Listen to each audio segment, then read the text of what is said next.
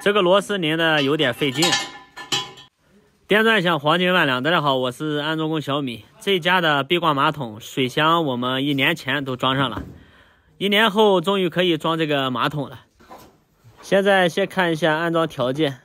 通过这个面板的位置看出来，这个墙砌的也是有点厚呀，上面还做了一个储物柜。先把进出水的堵帽拔掉。这墙砌的这么厚，安装也有点学呀。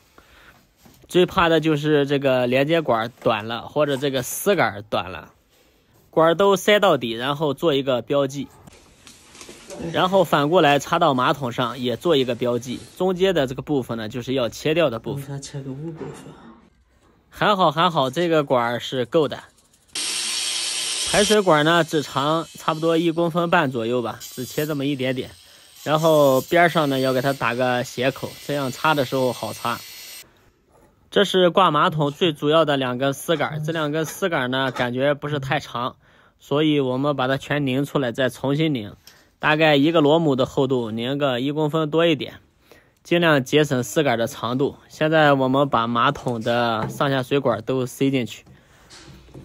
塞之前呢，在接口处都是抹了玻璃胶的。这个泡沫垫子呢是夹在马桶和墙壁之间的，应该是起一个减震的作用。固定马桶的螺母，17有点小，19有点大，难道是18的？上马桶之前呢，在这个胶圈的位置呢也弄点玻璃胶，在马桶的接口处呢也弄点玻璃胶。人家有的带那个润滑油的，弄点润滑油也行。这样我们在擦的时候呢会比较光滑，这样很轻松的就擦到位了。但是发现一个问题，这个丝杆还是有点短，所以把这个垫子呢就直接扔掉了，不要了。扔掉垫子也能减少差不多5毫米的厚度吧，这样这个螺母呢才刚刚带得上。这活干的也是有惊无险，再差一点点的话，估计那2根丝杆要重新补发了。在没有完全拧紧之前呢，先调个平。上面的按键面板这个是要拆掉的。一般这个底盒呢都是突出要墙面的，然后我们和墙面切平就行。因为这个是凹进去的，所以我们要把这个前面板直接给它取掉。水箱里面没有水，好奇怪啊！原来这个里面是有一块板子的，这个板子呢是活的。看一下里面的情况，怪不得没有水，原来这个水管还没有接啊。记得当时也告诉水电师傅了，做管的时候呢直接给它做死，用 PPR 管直接链接，看来得接个软管了。把我的扳手给绑好了，别掉进去，掉进去就捞不上来了。像这种情况的话，空间够的话可以装一个脚阀，它这个空间比较窄，只能给它装一个对丝了，用这个软管直接链接。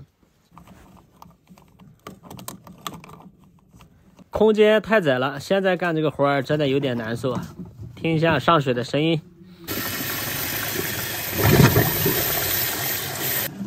水上满了就可以冲水了。看一下冲水的效果，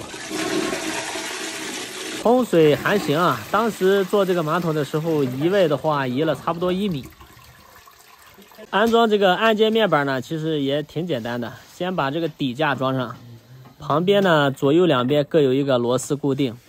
这个螺丝呢是可以调节长度的，插到位，然后直接锁死就可以了。刚开始的时候最担心的就是这几个丝杆会短，看样子都够用。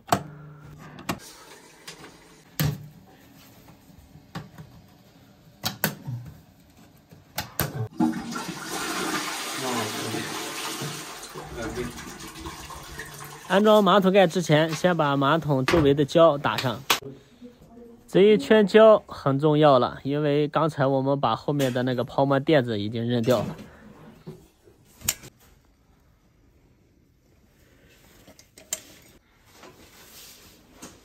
再检查一下这个水管的接口处啊，有没有漏水的痕迹？